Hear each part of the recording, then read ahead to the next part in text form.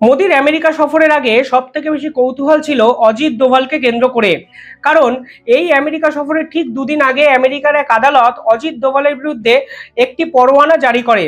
খালিস্তানি ইস্যুতে অজিত দোভাল সহ ভারতীয় রয়ের একাধিক কূটনীতিবিদদের বিরুদ্ধে এই পরোয়ানা নিঃসন্দেহে ভারত এবং আমেরিকার যে সম্পর্ক তা একটা জটিল জায়গায় নিয়ে পৌঁছায়।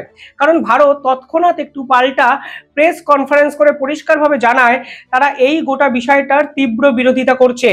তার জন্য প্রশ্ন উঠেছিল, যদি অজিত দোভাল আমেরিকায় যান তাহলে কি তার বিরুদ্ধে কোনো কড়া পদক্ষেপ নেবে আমেরিকা, নাকি যে খালিস্তান ইস্যু যা কিনা আমেরিকার মদতে ভীষণ মাত্রায় বাড়তে চলেছে সেই খালিস্তান ইস্যুকে দমন করার চেষ্টা করবে আমেরিকা।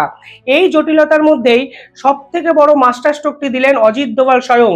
মনে রাখতে হবে, ভারতের বিদেশ নীতি এবং কূটনীতি এই দুয়ের অত্যন্ত গুরুত্বপূর্ণ ব্যক্তি কিন্তু দুজন। এক নম্বর বিদেশমন্ত্রী জয়শঙ্কর এবং দ্বিতীয় চিফ অ্যাডভাইজার, আমাদের যে চিফ সিকিউরিটি অ্যাডভাইজার, সেই চিফ সিকিউরিটি অ্যাডভাইজারের প্রধান অজিত দোভাল। অর্থাৎ এই দুজনকে ছাড়া ভারতের বর্তমান যে কূটনীতি তা কার্যত অসম্ভব। তাই অজিত দোভালকে আক্রমণ করে ভারতকে কোথাও গিয়ে পিছিয়ে দেওয়া এই পরিকল্পনা কার্যত করতে চেয়েছিল আমেরিকা, যা মনে করেন ভারতের একাধিক বিশেষজ্ঞরা। কিন্তু অজিত দোভাল যে মাস্টার স্ট্রোকটি দিলেন তার নিঃসন্দেহে আমেরিকার হয়তো আউট অফ সিলেবাস থেকে এসেছে। একদিকে যেমন মোদির সাথে বাইডেনের বৈঠক হচ্ছে, ঠিক সেদিনই অজিত দোভাল ফ্রান্সের সঙ্গে এক কৌতূহলী দৃষ্টিভঙ্গিতে একটি চুক্তি করে বসলেন, যা অফিসিয়ালি 30 তারিখে আমরা জানতে পারবো, যেখানে ফ্রান্স ভারতকে 100% নিউক্লিয়ার সাবমেরিন সাপোর্ট করবে। যে ডিলটি কার্যত আমেরিকার সঙ্গে হওয়ার কথা ছিল এই মোদি বাইডেন বৈঠকের সময়। অর্থাৎ আমেরিকাকে কার্যত পাল্টা দিল ফ্রান্স এবং ভারতবর্ষ, যা নিয়ে শুধু রাজ্য রাজনীতি নয়, দেশের এবং বিদেশের জিওপলিটিক্যাল সিনারিও কিন্তু আগামী 5 বছরের মধ্যে বদলে যেতে পারে। কিভাবে বদলাবে তা নিয়ে আলোচনা করবো আজকের এই ভিডিওতে। আপনারা দেখছেন দ্য ইন্ডিপেন্ডেন্ট বেঙ্গল, আমি শিবম। যারা চ্যানেলটি দেখছেন তাদের কাছে ছোট্ট একটা অনুরোধ, চ্যানেলটি ভালো লাগলে একটু সাবস্ক্রাইব করে দেবেন।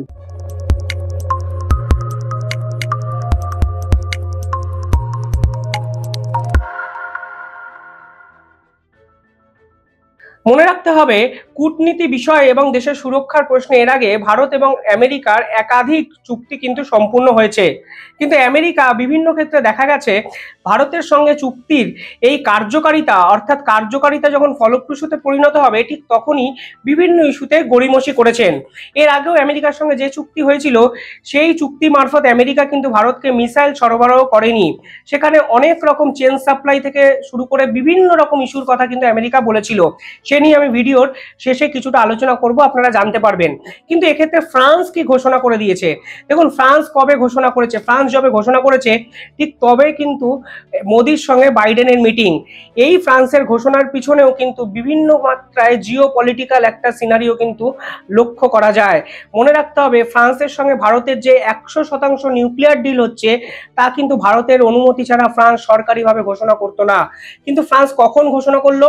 যখন ভারতের প্রধানমন্ত্রী নরেন্দ্র মোদী বাইডেনের সঙ্গে মিটিং করছেন। যখন এই মিটিংয়ে অজিত দোভালের বিরুদ্ধে এই পরোয়ানা নিয়ে প্রশ্ন উঠতে পারে, এই মিটিংয়ে মিসাইল নিয়ে আলোচনা হতে পারে, ঠিক তখনই অন্য একটি দেশ ফ্রান্স ভারতের সঙ্গে একটি চুক্তি হয়েছে এটি কার্যত ঘোষণা করে বসে থাকলেন। অর্থাৎ ভারত এবং ফ্রান্স দুজন মিলে আমেরিকাকে কার্যত কোণঠাসা করলেন পরোক্ষভাবে। কেন? কারণ ফ্রান্স ভারতকে যে চুক্তিটা হয়েছে তা নিঃসন্দেহে বিশ্বের ইতিহাসে ঐতিহাসিক চুক্তি। কেন বলছি? কারণ ভারতকে ফ্রান্স 100% নিউক্লিয়ার সাবমেরিন সাপোর্ট করবে এবং ভারতের শুধু সাপোর্ট করা নয়, তারা পরিষ্কারভাবে বলেছে তারা ভারতে এসে ইনফ্রাস্ট্রাকচার ডেভেলপ করবে, কোম্পানি ফর্ম করবে এবং ভারত চাইলে সেই সাবমেরিন পরবর্তীকালে মডিফাই করে বিশ্বের অন্য দেশকে বেচতেও পারে। অর্থাৎ সেই 100% কমপ্লিট ব্লুপ্রিন্ট সেইটি সরবরাহ করবে ফ্রান্স ভারতকে। বিশ্বে এই ডিল কিন্তু এর আগে কোনো দুই দেশ করতে পারেনি। কারণ 100% ব্লুপ্রিন্ট সুরক্ষার জন্য কোনো দেশ অন্য দেশকে কিন্তু সরবরাহ করে না। মনে রাখতে হবে, রাশিয়ার সঙ্গে আমরা বা ভারত ব্রহ্মাস্ত্র মিসাইলের একটি চুক্তি করেছে, কিন্তু সেই ডিল অনুসারে রাশিয়ার এই মিসাইল ভারত তো ব্যবহার করতে পারবে, কিন্তু ব্রহ্মাস্ত্র মিসাইল কিন্তু পরবর্তীকালে কোনো দেশকে আর ভারত বিক্রি করতে পারবে না, না এই ব্রহ্মাস্ত্র মিসাইলকে ডেভেলপ করতে পারবে ভারত। অর্থাৎ রাশিয়াও কিন্তু ভারতকে 100% মিসাইলের ব্লুপ্রিন্ট, যেটা অরিজিনাল কাঠামো, তা কিন্তু সেই ফর্মুলা কিন্তু শেয়ার করেনি।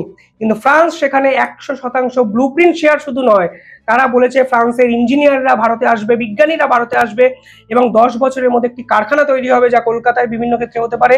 সেই কারখানা তৈরি হয়ে ফ্রান্স এখানে এসে অফিসিয়ালি নিউক্লিয়ার সাবমেরিন তৈরি করে দেবে, যা কিনা ভারত বিশ্বের বিভিন্ন দেশকে বিক্রিও করতে পারবে। এই রকম চুক্তি ইতিহাসে কিন্তু এর আগে কোনোদিন হয়নি এবং এই চুক্তিটা সই করবেন অজিত দোভাল। 30 সেপ্টেম্বর থেকে 1 অক্টোবর এই সময়কালের মধ্যে তিনি ফ্রান্সে যাবেন এবং সেখানে যে ডিফেন্স মিলিটারি সিস্টেমের হেড তার সঙ্গে চুক্তি সাইন করে বসে থাকবেন।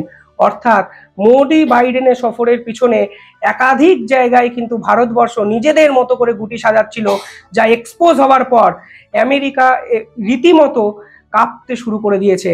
মনে রাখতে হবে ভারতের কাছে বর্তমান কোনো 5th জেনারেশন ফাইটার কিন্তু প্লেন নেই। ভারতের কাছে যেটি আছে অর্থাৎ আইএনএস আরিহাঘাট এবং আইএনএস আরিহাট, এটি কিন্তু নিউক্লিয়ার সাবমেরিন অ্যাটাক নয়, এটা নিউক্লিয়ার সাবমেরিন যা কিন্তু সমুদ্রের নিচ থেকে গিয়ে যে কোনো দেশকে আক্রমণ করতে পারে।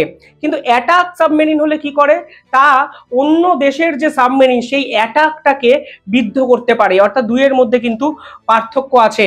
ভারতের কাছে K4 মিসাইল আছে যা কিনা সাবমেরিন হয়ে বিভিন্ন দেশকে অ্যাটাক করতে পারতো, কিন্তু অন্য দেশের অ্যাটাক আটকানোর জন্য 5th জেনারেশন যে নিউক্লিয়ার শক্তি দরকার হয়, নিউক্লিয়ার সাবমেরিন দরকার হয়, তা কিন্তু ভারতের কাছে এর আগে ছিল না।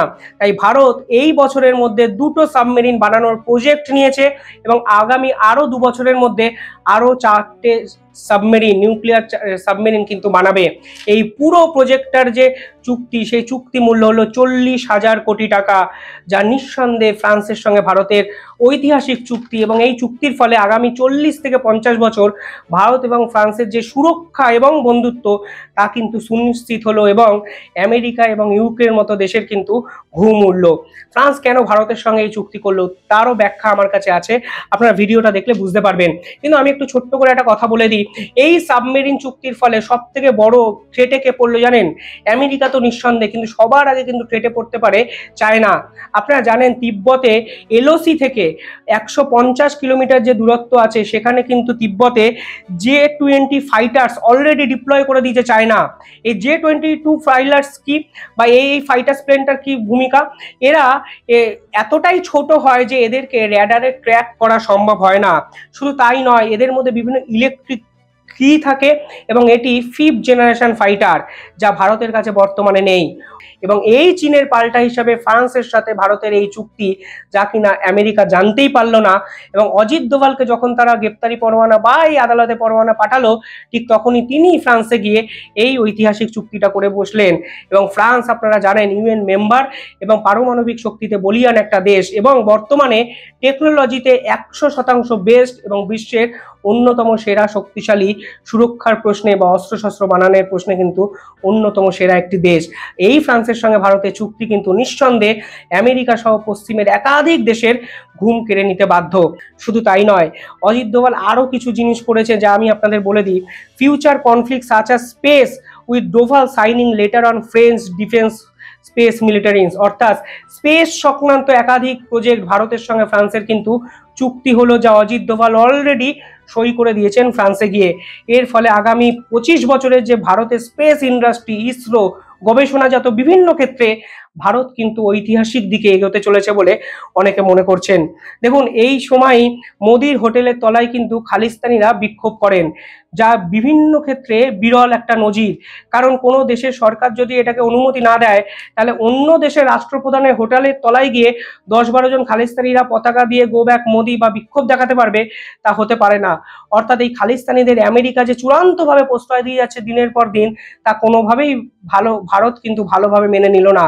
এবার প্রশ্ন হলো ফ্রান্স কেন ভারতকে এই চুক্তিটি কিন্তু বিক্রি করলো? মনে রাখতে হবে ফ্রান্স কিন্তু এই রকম মিসাইল অস্ট্রেলিয়াকে বিক্রি করবে বলে সিদ্ধান্ত নিয়েছিল, কিন্তু যখন এই ডিল সম্পূর্ণ হতে শুরু করেছে তখন এই ডিলে গিয়ে আমেরিকা এবং ইউএস ঢুকে পড়ে। ফলে অস্ট্রেলিয়ার সঙ্গে এই ডিল পরবর্তীকালে কিন্তু আর ফ্রান্স করতে পারেনি। অর্থাৎ ফ্রান্স এমন একটি দেশকে চাইছিল যা বিশ্বাসযোগ্য, শুধুমাত্র পয়সার লেনদেন এগুলোর উপর ডিপেন্ড করে না, দুই দেশের সম্পর্ক কিন্তু অনেকটা ডিপেন্ড করে এই সকল অস্ত্র ভাণ্ডারের এই লেনদেনের জন্য। আপনারা জানেন আমেরিকার সাথে ভারতের একাধিক ক্ষেত্রে কিন্তু চুক্তি হয়েছে, যার অন্যতম চুক্তি হলো তেজাস মিসাইল সরবরাহ চুক্তি। কিন্তু আমেরিকা কিছুতেই এই তেজাস মিসাইল কিন্তু ভারতের হাতে তুলে দিতে চাইছে না। চুক্তি হয়ে গেলেও তারা বারংবার বলছে সাপ্লাই চেন ব্যাহত হচ্ছে, তারা বলছে প্রোডাকশনের একটু অভাব হয়েছে, তার জন্য তারা করতে পারছে না, ফলে এই সময়টা পেছাতে শুরু করে। কিন্তু একই রকম মিসাইল তারা কিন্তু সাউথ কোরিয়াকে ভীষণ মাত্রায় তুলে দিচ্ছে, ফলে আমেরিকার যে অভিসন্ধি তা কিন্তু ভারত স্পষ্টত বুঝতে পারে। তাই ভারতও এমন একটা দেশ খুঁজছিল যেন যারা আমেরিকার মতো সমান শক্তিশালী একটি দেশ হতে পারে সুরক্ষার দিক দিয়ে, একই সঙ্গে তাদের সঙ্গে চুক্তি করলে আমেরিকাও না বিপদে পড়ে যায়। ফলে সব মিলিয়ে রাজনৈতিক যে পলিটিক্যাল যে সিনারিওটা আমি দেখতে পাচ্ছি জিও পলিটিক্যালে, তা অত্যন্ত ইন্টারেস্টিং হতে চলেছে আগামী 1 বছরের জন্য। কারণ এই ফ্রান্সের সঙ্গে ভারতের 100% নিউক্লিয়ার সাবমেরিন অ্যাটাক ডিল, তা আমেরিকা আসলে কিভাবে মেনে নেবে তা কিন্তু একটা বড় একটা প্রশ্ন। এবং এই ডিলের পর চীন, পাকিস্তান এবং সাবমেরিন গত জায়গায় বঙ্গোপসাগরে বাংলাদেশ কিভাবে রিয়াক্ট করে তা কিন্তু আমাদের ভাবতেই হচ্ছে। তাই নিঃসন্দেহে ভারত এবং ফ্রান্সের এই চুক্তি ইতিহাসের অন্যতম সেরা একটা ডিল হতে পারে, যা কিন্তু অজিত দোভাল, নরেন্দ্র মোদী এবং জয়শঙ্কররা করে দেখালেন। ঠিক তখনই করে দেখালেন যখন মোদী স্বয়ং বাইডেনের সঙ্গে মিটিংয়ে ব্যস্ত, আর অজিত দোভাল এই ফ্রান্সের সঙ্গে এই ডিলটি চুপিসারে করে সারা বিশ্বকে চমকে দিলেন। এর ফল কি হবে নিঃসন্দেহে আমরা জানতে পারবো ভবিষ্যতেও। আপনারা কি ভাবছেন তা নিঃসন্দেহে জানাবেন এবং চ্যানেলটিকে একটু সাবস্ক্রাইব করে দেবেন।